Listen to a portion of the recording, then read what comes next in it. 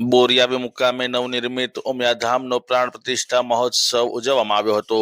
આણંદ તાલુકાના બોરિયાવી ગામે કડવા પાટીદાર સમાજના કુળદેવી મા ઉમિયાના ભવ્ય મંદિર નિર્માણ ભક્તો દ્વારા કરવામાં આવ્યું હતું, જેનો સતત 5 દિવસીય રંગેચંગે કાર્યક્રમ ચાલી રહ્યો હતો।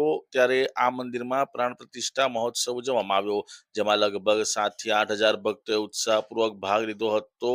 હડકે ઠઠ જનમેદની અને સંતો મહંતો દ્વારા મંત્રોચ્ચાર દ્વારા મા ઉમિયાના જય જયકાર સાથે મંદિરમાં મૂર્તિનો પ્રાણ પ્રતિષ્ઠા મહોત્સવ પૂર્ણ કરવામાં આવ્યો।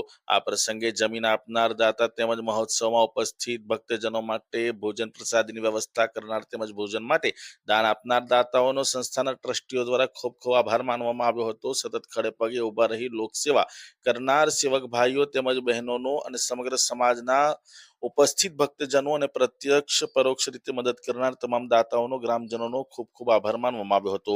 હાઈવેને ટચોટચ મંદિર આવેલું હોય, સતત વાહન વ્યવહાર ચાલુ હોવા છતાં કોઈ પણ જાતનો ટ્રાફિક જામ કે અગવડ પડ્યા વગર આ પ્રસંગ ખૂબ જ શાંતિથી અને સરળતાથી ઉજવવા બદલ તમામ ભક્તોનો આભાર માનવામાં આવ્યો હતો। એકંદરે સંપૂર્ણ કાર્યક્રમ શિસ્તબદ્ધ રીતે કોઈ પણ જાતની અગવડ વગર ખૂબ જ જાહો જલાલીથી ઉજવવામાં આવ્યો હતો। આજે જ્યારે આપણું સપનું સાકાર થયું છે અને ઉમિયા માતાજીનું મંદિર નવનિર્મિત આજે પ્રાણ પ્રતિષ્ઠા થઈ રહી છે, ત્યારે આ જમીન ફાળવનાર મુખ્ય દાતા કોણ? પટેલ પ્રવીણભાઈ મગનભાઈ આ જમીનના મુખ્ય દાતા છે અને એમને પણ વિચાર એવો આવેલો, જ્યારે અમે સમૂહ લગ્ન લીધું એના પુણ્ય પ્રતાપે એમના પ્રવીણભાઈના સપના દ્વારા અમારું આ સપનું સાકાર થયું છે। ભવિષ્યમાં શું યોજનાઓ છે? ભવિષ્યમાં અમારે દરેક કલ્યાણની સેવા, પાટીદાર સમાજની સેવાઓ, વ્યસનો દૂર કરવા, મેડિકલ સેવાઓ તથા કુરિવાજો બધું દૂર કરવા માટેના પ્રયત્નો કરીશું અને સમાજને સૌથી આગળ લઈ જવા સનાતન ધર્મ પાળવા માટે પણ અમે જરૂરી પ્રયત્નો કરીશું। બીજું કે આ સંકુલ ભવિષ્યમાં વિકસે તો અહીં બીજા કયા કયા ઉપકરણો ઊભા કરશો? અહીંયા જો સંકુલ વિકાસ થશે તો આરોગ્યની દ્રષ્ટિએ, અન્ન ક્ષેત્રની દ્રષ્ટિએ, પાછળ વાડી બનાવવાની દ્રષ્ટિએ એ રીતે અમે ખૂબ જ અથાગ પ્રયત્ન કરીશું અને એના માટે પણ અમને ખૂબ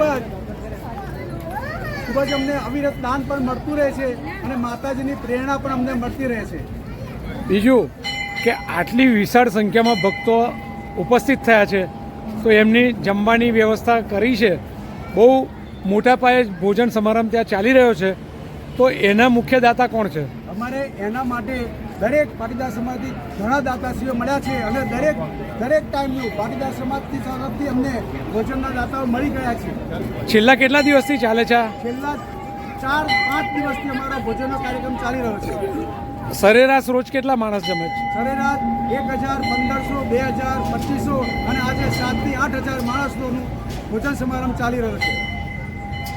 હવે પછી જ્યારે આવો કોઈક સમૂહ લગ્ન કે એવું હશે તો દાતાઓ નિર્ભર થશે કે સંસ્થા ઉમિયા મંદિર ઉજવશે? અમારે માતાજીના આશીર્વાદ મળશે તો અમે આ સતત આવા ધાર્મિક કાર્યક્રમો કરતા રહીશું અને માતાજીના આશીર્વાદ મળતા જ રહેશે। અમને આટલી સરસ છે આપણે જ્યારે આ સંસ્થા ઊભી કરી છે, મંદિર ઊભું કર્યું છે, તો માતાજી એમની અસીમ કૃપાઓ વડે, એમના આશીર્વાદ વડે આપના સુંદર ભવ્ય આયોજનોને પાર પાડે એવી શુભેચ્છા પાઠવું છું। બોલ શ્રી ઉમિયા!